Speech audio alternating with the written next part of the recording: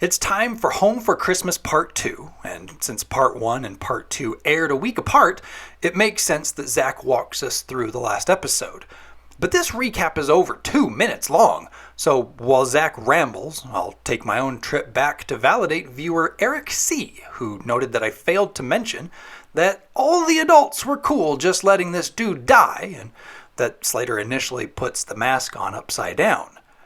In my defense, I did note these things, but I was also so excited to get Rod Belding into the video that I skipped over these observations. Thanks, Eric C. Now, Zack is still reviewing, so I'll do one more viewer shout out. Remember the hospital scene where we do a tracking shot of this girl on crutches? Well, I lose all sight of her at the end because I am trauma focused on Slater's ankle. Viewer Bray Dagner, however, has eagle eyes and alerted me that Crutch Girl is suddenly healed. There had to be a sacrifice. One ankle had to break for another to be healed. It's a Christmas miracle. Alright, so the recap is over and we pick up where we left off. Laura, what are you doing here? Visiting. He's my father. So, Don't worry, Zack. Laura's dad isn't one of those awkward, crazy homeless guys. He's fun and relatable. Also, he didn't have a heart attack, just a mad case of the woozies from no food. Good thing they thought to bring him cookies. Well, I could tell who wrapped it. Old homeless Frank knows a dumpster fire when he sees one. Zack inches his way off the naughty list by inviting Laura and Frank over for dinner. We saw Laura pack it in at lunch. Could she do with more dinner? No thanks, Zack. After 4 potatoes and 5 lamb chops, I feel like I've put on 10 pounds. Jeez, no wonder Mugatu was so mad in Zoolander. Do me a favor and lose 5 pounds immediately or get out of my building like now! After dinner, both Melanie and Zack get awkward and basically ask Frank for his tale of misery. He obliges. First, the computer plant that I worked in closed down. I couldn't find another job. Then 1 month the rent was due, and I didn't have it. So we were homeless. I've got to give Bennett Tramer credit. After viewing a TV special showing conversations with homeless people, he really wrote Frank and Laura well. It's heartfelt and doesn't come off as preachy, but shows that homeless people are, in fact, people. and you know how I feel about the homeless. They're human beings, and they have no homes. Honestly, this depiction is a breath of fresh air, as our morality lessons are usually taught by Jesse shouting about how important elections are, or shouting while exhibiting the dangers of self-medicating, or shouting about the harm done by oil drilling, or shouting about gender equality in school sports, or shouting about plastic styrofoam cups. A sensitive subject taken on by a charismatic character? I like this. Now, I do my best to keep things light and not punch down in these videos, especially here, since homelessness is such a sad subject. And it seems to me that Mrs. Morris could use a similar sensitive approach and, I don't know, not serve coffee to homeless people on a literal silver platter? And does anyone else think that it's odd how this Frank lost his job and is homeless with one kid, while this Frank lost his job and gets to keep his house with his billions of children? Well, it's time to move on. And we've got some weird blocking here. While Frank and Mrs. Morris chat it up, Zack and Laura stand awkwardly as they wait for their turn to talk. I think I can fix this. Well, there must be something that we can do for you. We've been in California for 2 months, and you're the first people to invite us into your home. You have done a lot. Good night. Good night. Thanks for asking us over, Zack. Yeah, not hard. It's 7 a.m. the next morning, and we are getting set up for the performance. The scene does absolutely nothing to move the plot forward, but it does go further into humanizing Laura's plight. You know what I miss the most? Little things, like closing the door to my own bedroom, turning on some music, and talking to my friends on the telephone. We don't often get character-building moments in this show, so it's nice that we had time in the two-parter to get to know Laura a bit better. Oh, and the scene also has Screech. Hey, Laura, want some sweet and sour squid? No thanks. Even I'm not that hungry. That's a good homeless joke. Now, back at the Morris dinner, Frank had lamented that job interviews were tough since he only had a crumpled-up suit.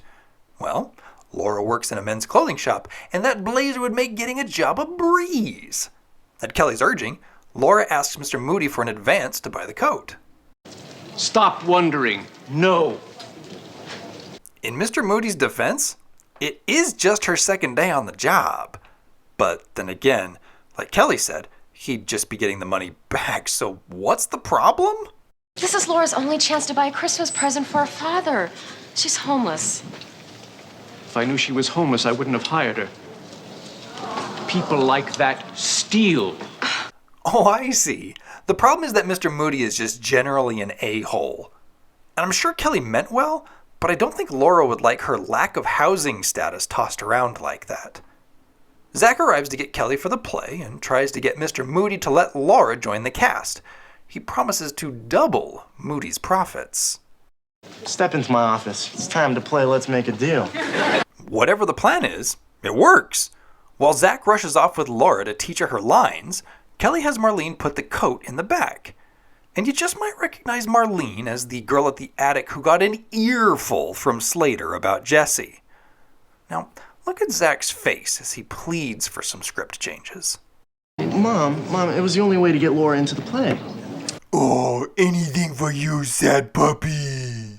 Mr. Dickens, if you're out there, I'm sorry. As you should be, because this delightful 5 minutes of screen time is a mockery of A Christmas Carol with its blatant product placement. Where are these clothes from? Where else? For the well-dressed miser, the only place you shop is Moody's store for men. So let's take a look at this thing. First off, it's nice that after 11 minutes, half the episode, that we finally get verification that Lisa, Jesse, and Slater still exist. Also, Lisa and Jesse are sisters. Why are their accents so vastly different? When would father be home, Mother? I bet that pig of a boss is making him work. It makes sense that Lisa would gravitate to a nobler vocal styling, while Jesse would opt for a baser, proletariat Bert the Chimney Sweep type of accent. But in the context of the play, it just don't make sense. What also doesn't make sense? Slater is Tiny Tim.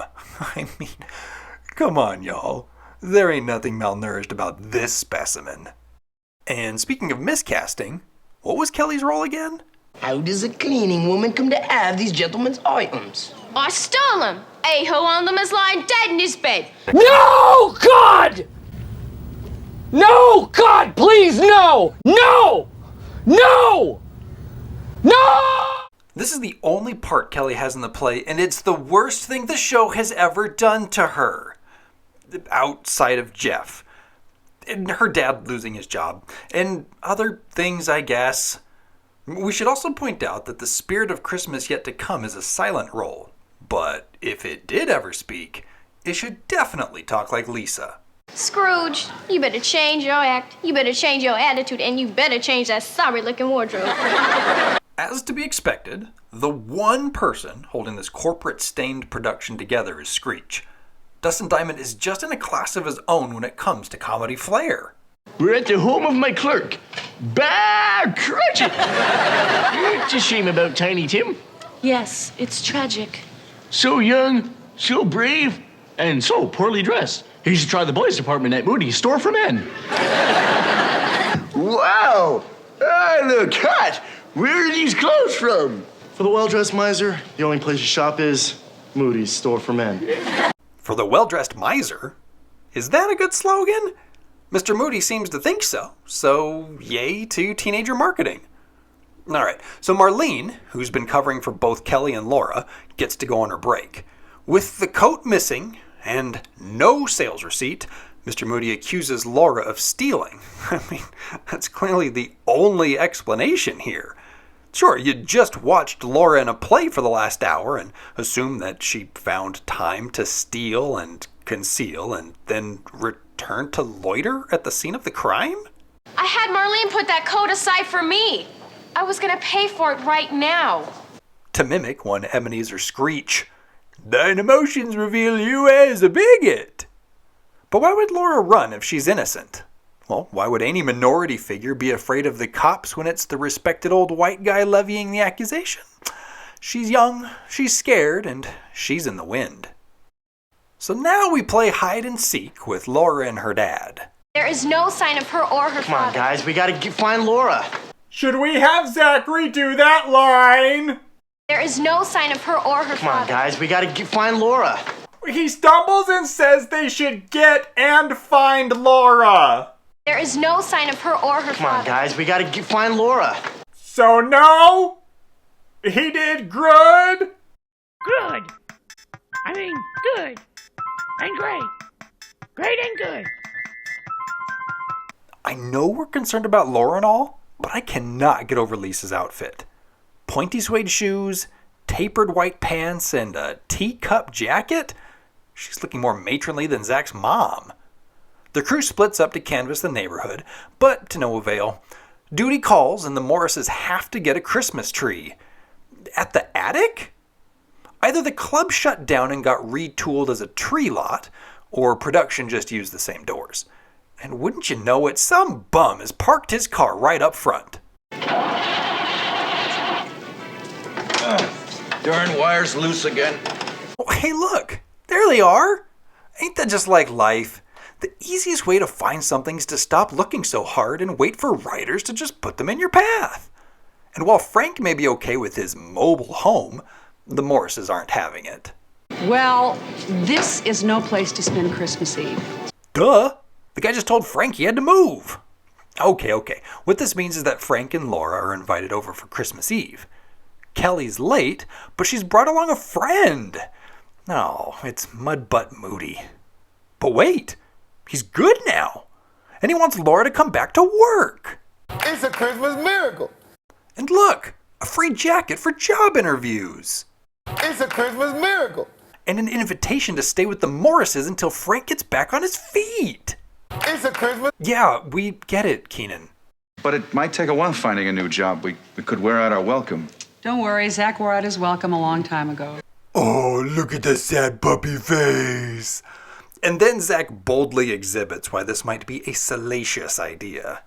You've all been so terrific. I mean, I wish we had something to give to you. Well, there is one thing, dear. Well, I noticed that Melanie got this piano turned around for the perfect closing shot.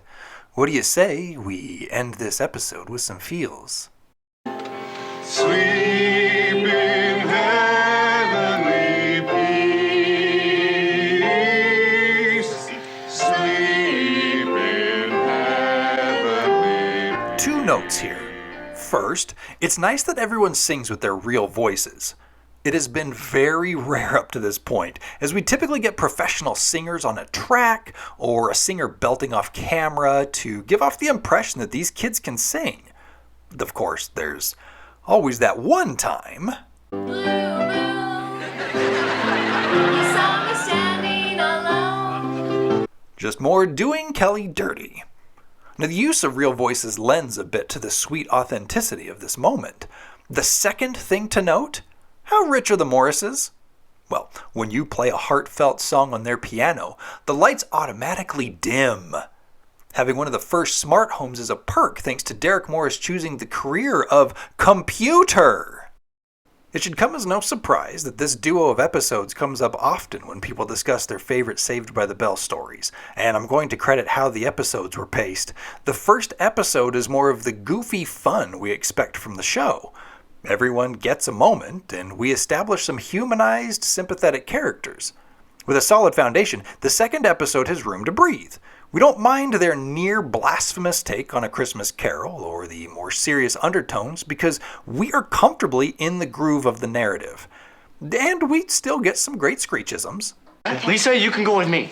Screech, you don't have a car. I have a bus pass. Laura's dad, Frank, was wonderfully played by Stephen Mendel. He's been in all kinds of stuff, like Murder, She Wrote, The X-Files, Jack Frost, and 95 of the 96 episodes of Night Heat. The latter part of his career has largely been doing voice work, including some Ninja Turtles and Barbie stuff, and the animes, Mobile Suit Gundam, Iron-Blooded Orphans, Hunter x Hunter, and Berserk. Mr. Moody was played by Lou Horn. Saved by the Bell caught him at the tail end of his career, which included appearances in Happy Days, Knots Landing, Fantasy Island, and If You Don't Stop, You'll Go Blind. And believe it or not, he appears again as Mr. Moody in the new class, but this time he's running a video store? Hello, Natalia Sigliuti. Wait, Mr. Moody fires her? For shame! I can't believe Mr. Moody won the jelly bean contest. Well, maybe it'll put him in a better Moody. Hooray for recycled jokes! Hello, security. This is Melvin Moody, and I'm in a bad Moody.